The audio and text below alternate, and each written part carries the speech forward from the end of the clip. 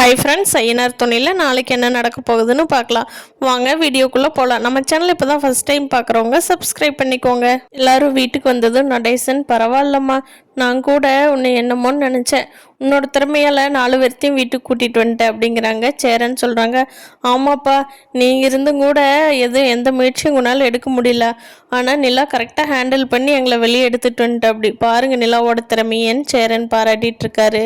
உண்மை எதுவோ அதை தங்கின இன்ஸ்பெக்டர் கிட்ட சொல்ல, ஆனால் அவரும் கரெக்டாக ஆக்ஷன் எடுத்தாருங்கண்ணா, அதனால தான் நீங்கள் வெளியே வர முடிஞ்சதுன்னு நிலா சொல்கிறாங்க.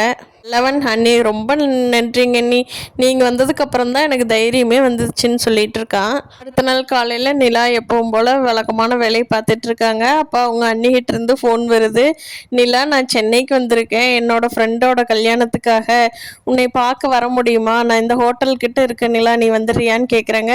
இந்த அண்ணி வந்துடுறேங்க அண்ணி அப்படின்னு சொல்லிட்டு நிலா, அண்ணா எனக்கு கொஞ்சம் வெளியில் வேலை இருக்குன்னு சொல்லிட்டு கிளம்பி போகிறாங்க, யார்கிட்டையும் சொல்லாமல். உங்கள் அண்ணி என்ன பண்ணிகிட்ருக்கு நிலா, என்ன உங்கள் வீட்டில் இப்படியெல்லாம் சம்பவம் நடந்துருச்சான்னு கேட்குறாங்க. ஆமான்னு சொல்லி நிலா எல்லா விஷயத்தையும் அவங்க அண்ணிகிட்ட சொல்கிறாங்க. நிலா, நீ அவங்களுக்கு ஹெல்ப் பண்ணுன, அந்த வீட்டில் இருக்கிற, அதனால் ஹெல்ப் பண்ணுற, ஓகே நிலா. ஆனால் எல்லாரும் உன்னை அந்த வீட்டு மருமகளாக மட்டுமே தான் பார்த்துட்ருக்காங்க, ஏன் சோழன் உட்பட. என்ன நிலா, அந்த வீட்டோட மருமகளாகவே மாறிட்டியா? என்ன சோழனோட சேர்ந்து வாழ ஆரம்பிச்சிட்டியா?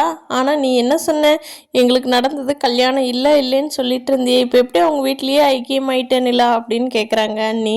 அண்ணி, நான் அன்னைக்கு சொன்னது தான் இன்றைக்கும் அண்ணி, எங்களுக்கு அவசரத்தில் ஓடி வந்தோம். அதாவது எனக்கு நம்ம வீட்டை விட்டு கிளம்பி வந்தால் போதும், சூர்யா விட்டு கிளம்பி வந்தால் போதும் அப்படின்னு சொல்லிட்டு தான் சோழன் என்னை கொண்டு வந்து சென்னையில் விட்டுறதான் சொன்னான்.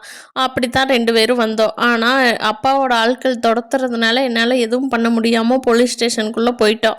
அங்கே ஒன்று கல்யாணம் பண்ணணும், இல்லைன்னா உங்கள் அப்பா கூட தான் போகணும்னு சொன்னாங்க. அதனால் வேறு வழி இல்லாமல் சோழனோட கல்யாணம் பண்ணிக்கிட்டேன். நீ தான் நடந்துச்சு.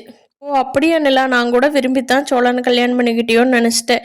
சரி நிலா, ஆனால் உனக்கு மட்டும்தான் இது தெரியும், ஊர் உலக எல்லாத்துக்குமே நீங்கள் 2 பேர் புருஷன் பொண்டாட்டின்னு தான் தெரியும். உனக்கு அந்த வீட்டில் வாழவோ சோழன் உனக்கு கணவனாக வேண்டான்னு நினச்சின்னா நீ இப்போவே வக்கீலை பார்த்து டிவோர்ஸ்க்கு அப்ளை பண்ணிடு, அதுதான் கரெக்டாக இருக்குது. இன்னும் கொஞ்ச நாள் போச்சுன்னா சோழன் மனசு மாதிரி உனக்கு டிவோர்ஸ் கொடுக்கலின்னா ரொம்ப சிக்கலாயிரும் நிலா, பார்த்துக்கோ, உன்னோட சூழ்நிலையை நீ தான் பார்த்துக்கணும் நிலா அப்படின்னு அண்ணி அட்வைஸ் பண்ணுறாங்க. நிலா, தொடர்ந்து சோழன் வீட்டில் வாழணும்னு நினைக்கிறவங்க நம்ம சேனலை லைக் பண்ணிக்கோங்க. தேங்க்யூ.